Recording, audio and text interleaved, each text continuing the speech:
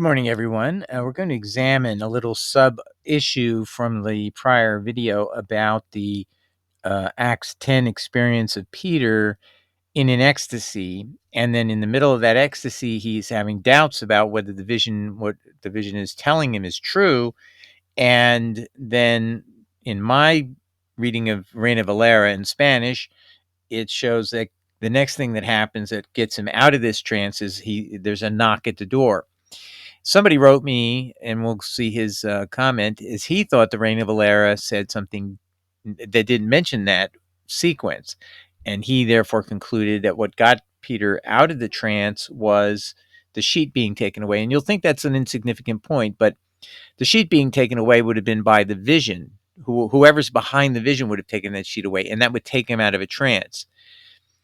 Now, the alternative is if it's a knock at the door, we know that Cornelius and his friends are being directed to Peter's door, and we know that's a God thing. Whoever this vision is taking away the sheet, to me, that doesn't prove anything. It doesn't wake him up. What wakes him up is the people come to the door. So what's God doing here, I believe, is the knock at the door. But also want to explore, why would my friend, and he's an ally of our channel, why would he think the Reina Valera that he's reading doesn't support that conclusion?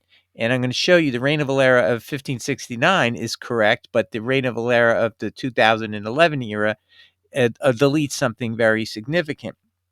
We'll get into that later. Anyway, just let's read well, I'm just going to read this a little bit in Spanish for you so you can see at the end that y estando Pedro, this is verse 17, estando Pedro dudando dentro de sí. So that means Peter is doubting within himself, si que sería la visión. What was this vision que había visto, that he had seen? Aquí los hombres que habían sido enviados por Cornelio, que preguntando por la casa de Simón. So the friends of Cornelius are all coming to his house. Llegaron a la puerta. They arrive at the door. Therefore, the thing that wakes him up out of this trance is a God-directed thing. And so then we need to understand, what are ecstasies? So we're going to go into that in a little bit. Now, in the Reina Valera 1569, you can see the word ecstasy. You're not told that in English. You're given the word trance, which is okay, but I would actually use the word that's really there. Because again, it's a cognate word. It translates directly into English. It has the same meaning in English and has the same pejorative sense. However, what we've explained elsewhere is that Acts is not written to Christians, which to us, if I said to you, I had an ecstasy today, you go, ooh, Doug, that doesn't sound right. But to a pagan person, Theophilus is a pagan. He's an assistant magistrate to Nero on an appeal that's pending at the end of Acts. The end of Acts ends 2 years before the appeal is heard. These books, both Luke's Gospel and Luke's Book of Acts, are intended for Theophilus. They're addressed to Theophilus, and the early church believed, and even if you didn't know what the early church believed, you can tell that this is written for this magistrate judge. By the way, he's addressed. Oh, excellent! Oh, most excellent Theophilus, and you can tell from the entire book that this is not meant for Christians for many reasons we've explained in a whole nother series on Mr. Mauch's book in defense of Paul. So anyway, this is a perfect example of where just give us the word the way it was, because then we can understand this is not written for Christians to admire Paul or even take what happened with Peter in ecstasy as something that is from God. The word ecstasy would be a pejorative to Christians, but to the pagans of Rome, this would be something they connect to, because ecstasy was something that was known, that the Python priestess of Delphi and of Philippi, that was what made them world famous. And these were women who played out an acting role, if you will, from the 600 BC era all the way up to even to the time of Constantine, because he revived the Delphic oracle and the Python priestess of Delphi and Philippi at Constantinople, because he's not really what you think he is. He's not a true Christian. Anyway, so that's what I would have done. I would have left it just this way. And see, if you were a reader in Reina Valera, you wouldn't, they could have used the word instead of ecstasy, but they used the word exactly the way it cognates right back from Greek into Spanish, just like it would in English. But we have translators who are not as honest and forthright with us as the 1569 Reina Valera. Now, let's study a little bit religious ecstasy so you can understand why, to me, it's important that it's God's Spirit who shows up in the book of Acts, chapter 10 and 11. The same account is told twice, once in actual real time, the way it's depicted as a story, history in Acts 10, and then Peter repeats the story and explains it to others in Acts 11. So it's the same story twice, and that makes it very clear. There's no mistake in punctuation or anything. This is what it's really saying. So what is this ecstasy that which Peter described? Acts 10 has Luke describing Peter as saying to him, obviously, as the direct witness to Luke. Why is Peter using the word ecstasy? And why is Peter, when he gets in front of a group, saying it's ecstasy, that he had this vision that tells him to eat unclean meats and foods? Well, anyway, let's go to the article Religious Ecstasy by Wikipedia, because this is important to understand. This is not the way prophets of the Hebrew Bible work. This is the way pagan demonic spirits operate. Okay, and you're going to go, oh my gosh, are you saying that Peter was under demonic influence and Paul was under demonic influence because he also spoke by ecstasies? Yes, yes. That doesn't mean you are controlled by a demon and it can't be cast out of you or go away from you.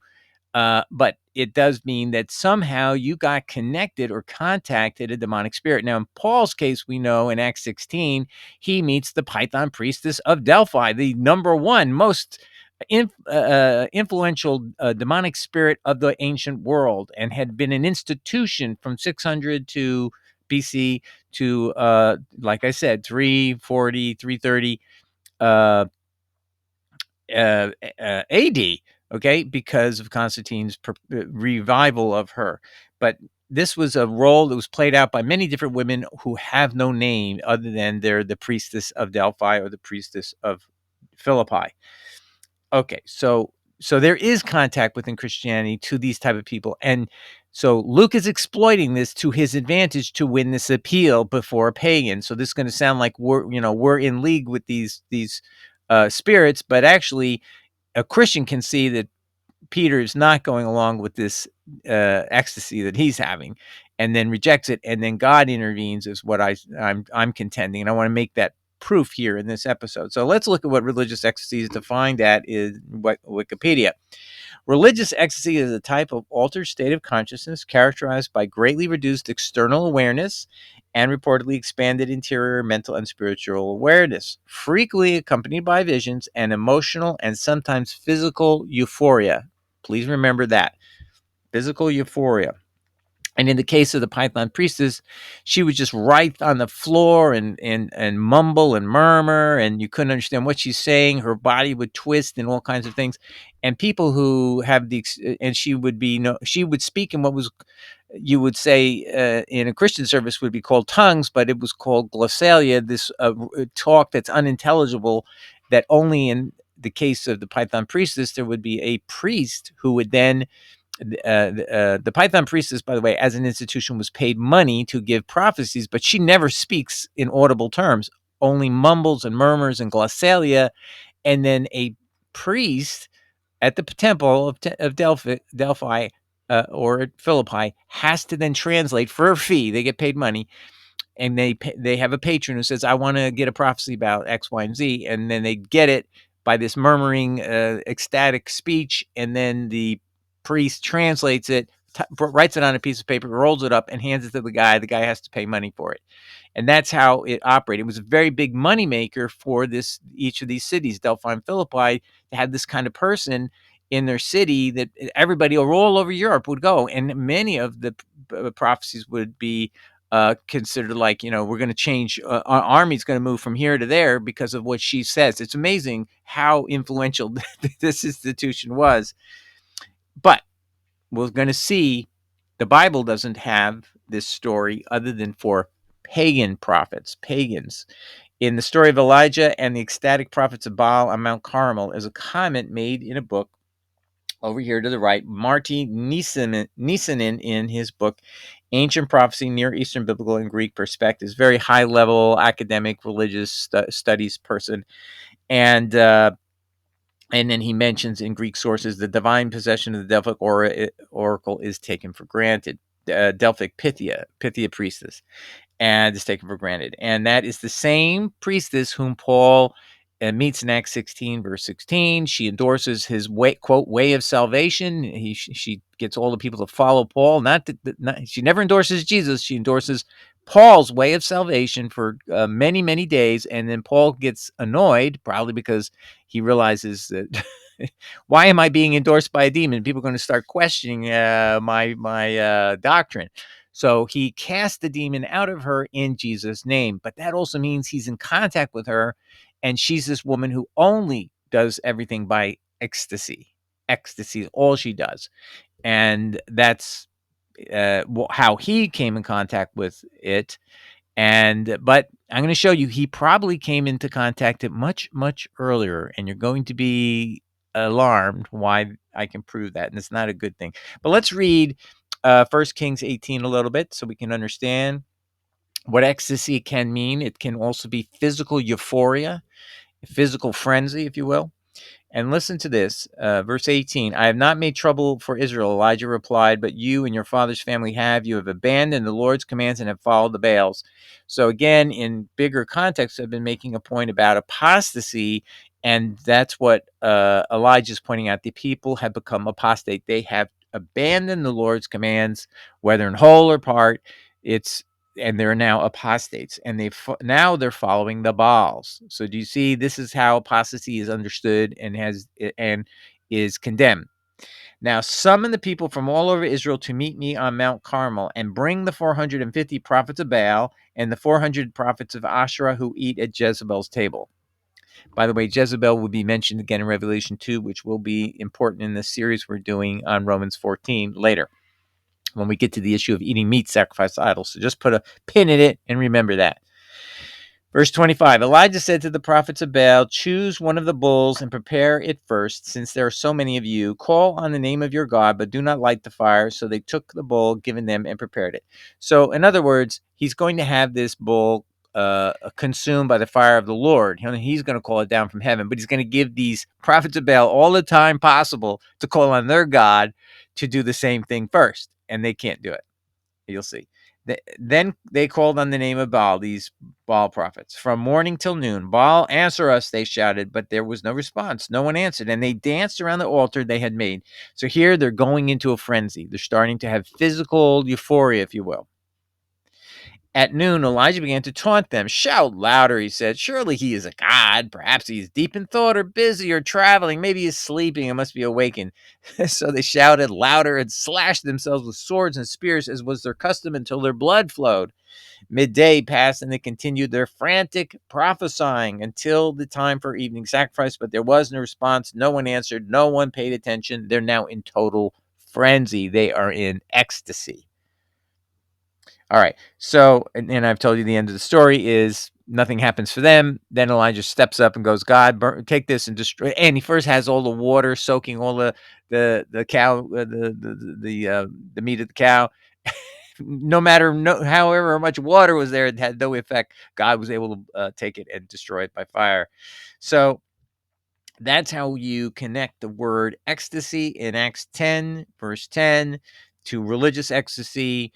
And that's not a good thing. And it's only the prophets of Baal in the Bible who have this kind of experience, or at least part of the exhibits of that experience. They're not in a trance of where they're unconscious of the outside world. That's a more typical experience. So now, but here's what's gets very interesting indeed, because you're going to now learn how Paul came into contact with a force that led him to have these experiences of ecstasy himself. Now, when does he say he was in an ecstasy? In Acts 22, just so you know, he claims that while he's praying in a trance and ecstasy in the Temple of Jerusalem, he had immediately run from his experience in Damascus. He goes immediately to Jerusalem to see the apostles. While he's in ecstasy praying inside the temple, his Jesus tells him, "Don't go outside. They won't believe you met me. Run away as soon as you can, and I'm going to send you out to the Gentiles." Now, as we've said before, that can't be Jesus, right? That can't be the real Jesus, because the real Jesus could have just simply done what? If he could appear on the road to Damascus and in a miraculous way to Paul, why can't he miraculously walk outside the door 25 yards and talk to the apostles and tell them, hey, this guy Paul's my man? But he can't do it. He says they won't believe you met me, and he doesn't have any solution. His Jesus can't convince the 12 is what you is implied. But Paul is so gullible, he never computes. It never computes. So one of the clearest proofs that this is not the real Jesus is Acts 22. So again, learn these passages to help your brothers and sisters in Christ who have been misled to follow Paul, because Paul is extremely gullible, and you can prove it by Acts 22. But let's continue here. This is very important. Who even in the first the Damascus Road experience, you can prove who this Jesus was. He was not from God, because he's quoting from the play of Dionysius. And wait till you see what is Dionysius marked by, and Dionysius worshipped marked by. The answer is marked by ecstasies. And here's the comment in the article Religious Ecstasy by Wikipedia. It says, in the Greek culture. So if you get away from the ancient Far East, where they also have ecstasy, and they have different religions that do it, and even to this day apparently, it says, in the Dionysian mysteries of ancient Greece, initiates used intoxicants, meaning wine primarily, ecstatic dance. Okay, so what did the Baal prophets do? They danced for a while. Remember that? And music to remove inhibitions and social constraints. So they'd use intoxicants, ecstatic dance, and music, and this would get them into a frenzy. Now listen to the next line. They're explaining who are the figures known in this movement of religious ecstasy, and it says Dionysos Bacchus. That's a slash there, and you see why in a minute. Ancient Greek and Roman god of religious ecstasy. So you have Dionysus is the name in Greek. Bacchus ends in US. That's a signal that it's a Latin word, and that's Roman. So the Greek god is Dionysus. The Roman god is Bacchus, the god of religious ecstasy, ritual madness, and wine, among many other things. Now, why is this important? How did Paul in Acts 22 fall into a trance, fall into ecstasy, and have this vision of his Jesus talking to in his head, saying, you have to get out of here. You're praying here in the Jerusalem temple. I know you want to apologize to the 12. Paul says, I want to apologize to the 12. Can I do that, Jesus? And he says, nope. They're not going to believe you really met me. Implying somehow that his Jesus thinks that the 12 will hurt him. Like Jesus taught the 12 to love your enemies, do good to them, don't harm them. And his Jesus, Paul's Jesus, doesn't think that's going to happen. If Paul walks out, they're going to apparently hurt him. And so it's a big deal to his Jesus that they won't believe him. So he tells them, run away and don't see them, just avoid them. And I believe had they talked to him, Paul would have realized in Matthew 24, verse 5 and 21 to 26, Jesus says, I'm not coming back. After I ascend to heaven, I'm not coming back in any wilderness road to any individual or any group of people. When I come back, every eye's going to see me. So Paul would have had, and that's known as the Son of Man prophecy. Had Paul had that prophecy in mind and been taught that by the 12, right there in Acts 22, he would have been corrected. He would have become a normative Christian and not somebody who's deludedly listening gullibly to a person talking in his head who isn't really the true Jesus. But here's the proof. The original Jesus on the road to Damascus is also not the true Jesus because of this. Paul recounts that when he was on the road to Damascus in Acts 25, verse 14, his Jesus says to him, to Paul, it is hard for thee to kick against the pricks. This is a direct quotation from a play by Euripides called the Bacchae. Same thing as Dionysius, with Jesus speaking instead of the Greek god Dionysus. So the same character in the play says these very words in this form. And it's important to know that in the Greek play, things have to rhyme. And so to make it rhyme, the word kick has to be pluralized into kicks, and that's key. Euripides had, the next line is, Euripides had used the plural, here I'll try to highlight it with my mouse. Euripides had used the plural pricks for reason of meter. So meter is rhyme in Greek plays. And Acts use the same plural. Now let's look at this a little closer. What am I saying to you? The Dionysian mysteries of ancient Greece used ecstatic dance and ecstasy, right? They used that. And what is Jesus telling him? He's quoting from the play of Dionysius, a direct quotation. There's no doubt it's from the play because you wouldn't say normally in Greek, you wouldn't pluralize the word prick there. You say it's hard to kick against the prick. Why use pricks? But in the Greek text of the play, you had to use meter, and you want to use meter, so you just pluralize a noun that shouldn't be in plural, but it doesn't change anything. Pluralize it, so now it rhymes, and that's why we know it's from the play and not from some Jesus speaking randomly. This is Jesus deliberately invoking a comparison between himself and Dionysius, and you're going to say, well, that's just a coincidence. No, it isn't.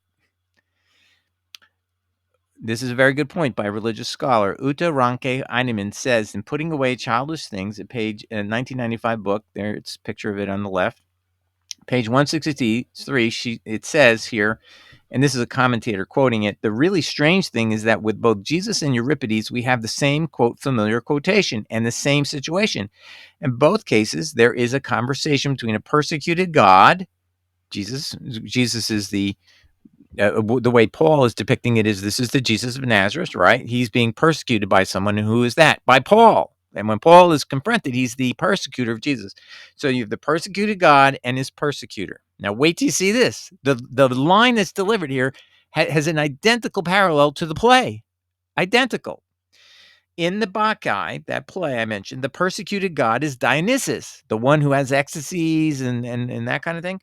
And his persecutor is Pentheus, king of Thebes. Just like Jesus, Dionysius calls his persecutor to account. So that's what it's depicting here is and this is how Paul was interpreting that. I mean, he is literally thinking he's living inside this play when he hears this all happening. He recognizes it. He knows the play. And just so you know, when the scholars originally thought Paul was a tent maker, they made a mistake. All it really meant is movable equipment. And actually, Paul was a stagehand. The word there was actually meant to be a stagehand. So he's familiar with plays because he that's his job. That was his career. He was moving movable equipment at theaters in when he grew up, probably in Tarsus, which had a lot of theaters. And theater is a big deal in ancient classical Greece, just so you know. And that's all people had. They had no other entertainment than theater, so it was a very regular experience. So being part of that is a very popular job to have. So we shouldn't doubt it, and that's what the word meant. And we now know that. We didn't know that when scholars thought Paul was a tent maker. Anyway, so he made mobile equipment for play moving parts of a play together. So he knows what he's hearing. Just like Jesus, Dionysius calls his persecutor to account. Quote, this is in the play. You disregard my words of warning and kick against the pricks, a man to find God. That's what the play actually says in full. She, meaning Utaranke, she says Jesus even uses the same plural form of the noun kentra, pricks, that Euripides needs for the meter of his line. Yes, that's what he needed to do, change it. So this is a verbatim quote right out of the play and not just simply words spoken randomly. And therefore, his Jesus is evoking Dionysius deliberately. The religious God who is known for his followers using ecstasy. That's how they worship him. They pray and get visions and all that kind of stuff. All right, let's move on. All right, so now let's go back to the question the Benjamin had given me, or the comment he made. He says, however, Acts 10:17, as I read in Spanish, he means the reign of Valera, I believe, says Peter was out of the trance, perplexed within himself over what could be the significance of the vision. So Cornelius' knock wasn't what brought him out of it. It was his third rejection and the removal of the temptation that ended the trance. So I believe that when you read the Reign of Valera version from 1569, you would not conclude that.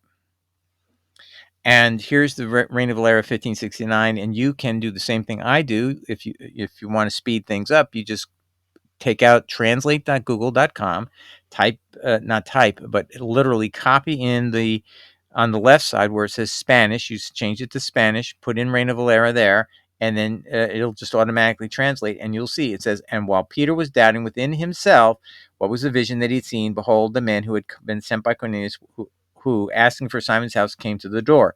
So when it says while Peter was doubting within himself, that means he's still inside his head in an ecstasy and has not come out of it yet. So the only thing that prompts him to get out of this situation is the knock at the door. And here it is again. So the key words are while and within himself. And I'm going to suggest that maybe my friend didn't realize it, but that the Bible he's looking at changed that. His version of Spanish changed that. Now, I just want to digress slightly here to show people who are still in the King James as your primary reading material. Do you see how it's going to show you? I'm going to show you how it differs materially from the Reign of Valera of 1569 real quick. It does not use the word ecstasy but the Spanish Reina Valera does. Now, ecstasy is a term in English, so why it's known therefore that the Greek term ecstasis is a cognate word. So you don't have to translate it. You just simply change that word from Greek into the English cognate form of the same word with the same meaning. So why would they not do that? Because we all know ecstasy is a negative thing, right? Trance is less negative, but still not good. But ecstasy, why not just use the right word? I just don't get it. But they don't want you to see how negative it is. And again, to repeat, we've proven that the book of Acts is not written for Christians. It's written for a pagan magistrate judge assistant named Theophilus. Oh, most excellent Theophilus is how Luke addresses him in Luke 1:1 and in Acts 1:1-3. And this is the whole book of Acts is intended to be an appeal brief for a trial that is going to be completed in front of Rome, or an appeal in front of Nero, Caesar of Rome. And so using terms like ecstasy is not embarrassing in this context for Luke's position. He is trying to appeal to the pagans that, there's some commonality, or if you don't read real carefully, you'll see, he's trying to make Peter look like, he's hipster a little bit. He can have an ecstasy. But in the same token, for Christians, I think he made sure we can see between the lines, this voice is not from God. It says to do things that are violative of God's law. So that can't be from God. And then you can see it's different from the Spirit.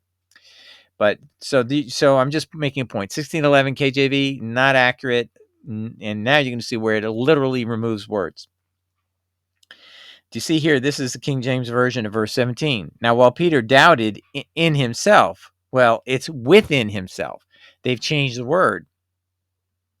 And I can prove it to you because if you go to Mouncy, who is an objective, reverse interlinear Bible, good guy too, excellent in Greek.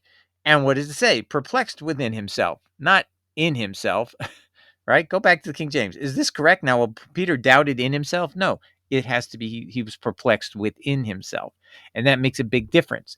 He is perplexed in this, he's still in this ecstatic state where he is inside of his head.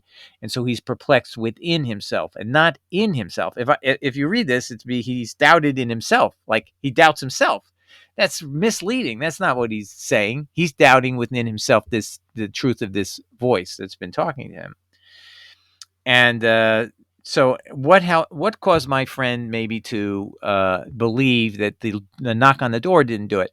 Well, take a look at how the Reign of Valera has been changed and corrupted in the modern 2011 version called the Reina Valera Contemporánea by Sociedades Bíblicas Unidas. It removes the word within himself completely. Mientras Pedro no lograba entender el significado de la visión, so that takes care of the within himself. So he's not. It's not mentioning he's still inside the trance when this door knock comes. So that's misleading, and that's what misled, I think, my friend, if he's looking at this particular version of the Reign of Valera. But that's another reason I'm doing this digression or this lesson today, is that I'm hoping you can realize the superiority of the 1569 Reina Valera, and I would say even the 1909, 1960 are are much better than any of our English Bibles by far. Doesn't mean they're perfect, and it doesn't mean they had all the right manuscripts, but they definitely are superior. There seems to be no effort to distort the meaning of God's word to fit any agenda. All right, I think that's it. So God bless everybody. I hope this helps you in your understanding of the book of Acts and the ecstasies that Peter experienced and the ecstasy that Paul in Acts 22 experienced. They're, in my view, demonic forces, clearly proven by what happened in Peter's case, that voice speaking to him told him to violate God's law, and also clearly in Paul's case, where in Acts 22, the Jesus he believes is Jesus is actually telling him that I have no power to influence the 12. He says, they will, he says, he says to Paul, you need to get the heck out of here because they won't believe you ever met me.